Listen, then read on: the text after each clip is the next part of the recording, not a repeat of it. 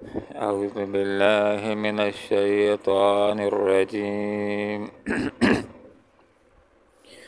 بسم الله الرحمن الرحيم واذكر في الكتاب إدريس إنه كان صديقا نبيا صدق الله العظيم سبحانك لا علم لنا إلا ما علمتنا إنك أنت العليم الحكيم واذکر ذکر کیجیے فی الکتاب اس کتاب قرآن مجید عظیم الشان میں ادریسا حضرت ادریس علیہ السلام کا انہو بے شک وہ کانا تھے صدیقاً ایک سچے انسان نبیہ اور اللہ رب العالمین کے نبی۔ حضرت ادریس علیہ السلام کا زمانہ آدم علیہ السلام کے بعد اور حضرت نوح علیہ السلام کے درمیان ہے۔ حضرت ادریس علیہ السلام حضرت آدم علیہ السلام کے پوتے لگتے تھے اور نوح علیہ السلام کے والد کے دادا لگتے تھے۔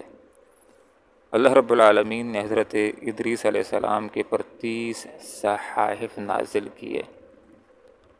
دنیا کے اندر حضرت ادریس علیہ السلام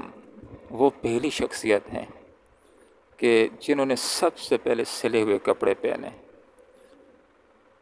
اس سے پہلے لوگ چمڑے کا لباس پہنا کرتے تھے، چمڑے کے کپڑے پہنا کرتے تھے۔ سب سے پہلے جس ہستی نے کپڑے سیے اور سلے ہوئے کپڑے پہنے وہ حضرت ادریس علیہ السلام ہیں۔ علماء نے یہ بھی لکھا کہ سب سے پہلے قلم کی ایجاد اور لکھائی کا کام اس کے بھی موجد اول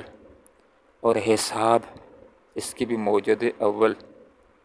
حضرت ادریس علیہ السلام ہیں۔ انہو کان صدیقاً ایک سچے انسان تھے، سچائی کی تصدیق کرنے والے، سچ کو پہلے لمحے اپنانے والے نبیہ اور اللہ رب العالمین کے نبی تھے۔ ورفعناہ اور ہم نے ان کو اٹھایا مکان علیہ بلند مرتبہ پر، جیسے کہ انبیاء کو اللہ تعالیٰ بلند مرتبہ عطا فرماتا ہے۔ حضرت ادریس علیہ السلام کو بھی اللہ رب العالمین نے بلند مرتبے کی پر فائز کیا، اور بلند مرتبے کی ایک شان یہ ہے کہ جب حضرت محمد مصطفیٰ صلی اللہ علیہ وسلم نے معراج فرمائی تو چوتھے آسمان کے اوپر جس ہستی نے آپ صلی اللہ علیہ وسلم کا استقبال کیا، ملاقات ہوئی، وہ ہستی چوتھے آسمان کے اوپر حضرت ادریس علیہ السلام ہیں۔ علماء نے ایک قول یہاں پر یہ بھی کیا کہ ہم نے ان کو اٹھایا بلند مقام پر۔ کچھ علماء نے یہ بات لکھی ہے کہ جس طرح حضرت عیسیٰ علیہ السلام کو زندہ آسمانوں کے اوپر اٹھایا گیا، اسی طرح حضرت ادریس علیہ السلام کو بھی زندہ آسمانوں کے اوپر اٹھایا گیا اور پھر وہاں پر ان کی روح قبض کی گئی۔ لیکن اس سلسلے کے اندر کوئی مستند حدیث موجود نہیں ہے، جو باتیں ہیں وہ اسرائیلی روایات سے ہیں۔ جہاں تک عیسیٰ علیہ السلام کے اٹھائے جانے کی بات ہے تو اس کے اوپر تو صراحتاً نصوص موجود ہیں۔ قرآن کی آیت صریحاً اس بات کے اوپر دلالت کرتی ہے کہ عیسیٰ علیہ السلام کو زندہ سلامت اٹھایا گیا، اور احادیث متواترہ کے اندر بھی یہ بات موجود ہے کہ قرب قیامت کو عیسیٰ علیہ السلام تشریف لائیں گے دنیا کے اندر، اور آپ صلی اللہ علیہ وسلم کی شریعت کو آگے بڑھائیں گے۔ ورفعناہ ہم نے بلند کیا ان کو مکان علیہ بلند مرتبہ کے اوپر۔ اولئک یہ الذین انعم اللہ وہ لوگ ہیں کہ ہم نے انعام کیا علیہم جن پر من النبیین انبیاء میں سے، من ذریت آدم یہ اولاد تھے حضرت آدم علیہ السلام کی۔ جتنے انبیاء آئے ہیں ادریس علیہ السلام سمیت وہ سارے کے سارے حضرت آدم علیہ السلام کی اولاد میں سے ہیں۔ حضرت آدم علیہ السلام دنیا کے پہلے انسان بھی ہیں اور دنیا کے پہلے پیغمبر بھی ہیں، نبوت کا سلسلہ ان سے شروع ہوتا ہے۔ یہاں پر اللہ رب العالمین نے سورہ مریم کے اندر تقریباً 10 انبیاء کا ذکر کیا ہے، اور ان انبیاء کا ذکر کر کے حقیقت میں لوگوں کو یہ بات سکھلائی گئی ہے کہ لوگوں یہ انبیاء تھے، اعلیٰ نہیں تھے، اللہ کے بیٹے نہیں تھے اور مختار کل نہیں تھے، اللہ رب العالمین کے بندے تھے۔ اللہ تعالیٰ نے ان کا انتخاب فرمایا تھا، وہ اللہ رب العالمین کے محتاج تھے، اور حاجت روا اور مشکل کشا نہیں تھے، بلکہ جب مشکل آتی تھی تو اللہ رب العالمین کی طرف ہی رجوع کیا کرتے تھے۔ وممن اور اولاد میں سے تھے ان کی کہ جن کو ہم نے سوار کیا مع نوح علیہ السلام کے ساتھ، تو حضرت نوح علیہ السلام کے بیٹے سام کی جو نسل آگے چلتی ہے اس میں سے حضرت ابراہیم علیہ السلام پیدا ہوتے ہیں۔ ومن ذریت ابراہیم، اور یہ انبیاء تھے حضرت ابراہیم علیہ السلام کی اولاد میں سے، یہ تھے کہ اسماعیل علیہ السلام بھی اور اسحاق علیہ السلام بھی حضرت ابراہیم علیہ السلام کی اولاد میں سے ہیں۔ وہ اسرائیل، اور یہ انبیاء تھے حضرت اسرائیل حضرت یعقوب علیہ السلام کی اولاد میں سے، جیسے کہ حضرت یعقوب علیہ السلام کی اولاد میں سے اسحاق علیہ السلام ہیں، اور یوسف علیہ السلام ہیں، اور زکریا علیہ السلام ہیں، یحییٰ علیہ السلام ہیں، ہارون علیہ السلام ہیں، موسیٰ علیہ السلام ہیں، اور آخری پیغمبر حضرت عیسیٰ علیہ السلام اسرائیل کی اولاد میں سے ہیں، یعقوب علیہ السلام کی اولاد میں سے ہیں، اور آپ صلی اللہ علیہ وسلم اسماعیل علیہ السلام کی اولاد میں سے ہیں۔ وممن ہدینا، اور جن کو ہم نے ہدایت دی، وہ ہے کہ یہ وہ ہستیاں، یہ انبیاء کہ یہ نعوذ باللہ الہ نہیں تھے، ان کو اللہ نے سیدھا راستہ دکھلایا تھا، ان کو اللہ رب العالمین نے ہدایت دی تھی۔ وَاتَّبَعْنَا، اور ہم نے ان کو منتخب کر لیا تھا، ان کو برگزیدہ بنایا تھا، ان کا انتخاب کر لیا تھا، ہم نے ان کو چن لیا تھا انسانیت تک اپنا پیغام پہنچانے کے لیے، انسانیت تک ان کو جنت کی راہ دکھانے کے لیے۔ اِذَا تُتْلَىٰ عَلَيْهِمْ آیاتُ الرحمٰن، دنیا کے اندر بہت سارے لوگوں نے انہی انبیاء کو اپنا حاجت روا بھی ماننا شروع کر لیا، بہت سارے انسانوں نے ان کو پوجا کرنا بھی شروع کر دیا، جیسے کہ بعض عیسائیوں نے حضرت عیسیٰ علیہ السلام کو خدائی میں شریک کیا، بعض یہود نے عزیر علیہ السلام کو خدائی میں شریک کر لیا۔ تو یہاں پر یہ بات سمجھائی جا رہی ہے کہ جن کو